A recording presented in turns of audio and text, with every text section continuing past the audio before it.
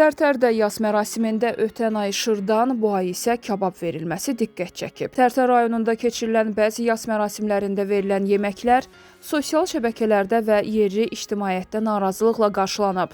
Belə ki, sakinlərin bildirdiyinə görə, ötən ay keçirilən yas mərasimlərindən birində qonaqlara şırdan təqdim edildiyi halda, bu ay baş tutan başqa bir mərasimdə kabab verilməsi diqqət çəkib. Məsələ ilə bağlı dinşünas Tamilla Qulami fikirlərini bölüşüb. Yas mərasimləri mərhumun xatirəsinin anılması və ailəyə mənəvi dəstək məqsədi daşımalı olduğu halda, son dövrlər süfrə bolluğu və yemək çeşidləri ön plana çıxır.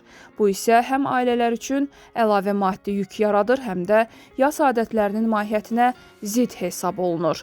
Yas mərasimlərində sadəliyə üstünlük verilməli, israfçılıqdan çəkinilməlidir. Onların fikrincə, bu cür hallar cəmiyyətdə yanlış tendensiyaların formalaşmasına səbəb olur, deyə o bildirib.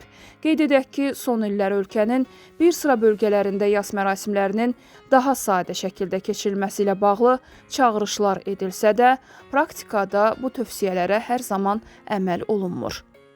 Naxçıvan şəhərindəki Heydər Əliyev adına hərbi liseyin ingilis dili müəllimi Mətanət Eminova vəfat edib. Bu barədə sosial şəbəkədə paylaşım edilib.